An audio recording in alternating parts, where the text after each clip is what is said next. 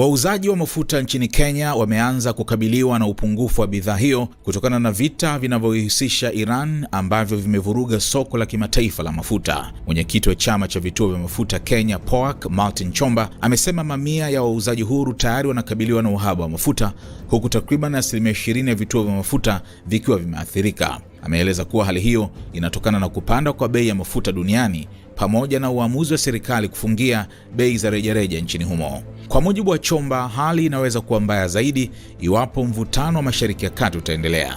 Hadi sasa takriban 20% ya vituo vimeathirika.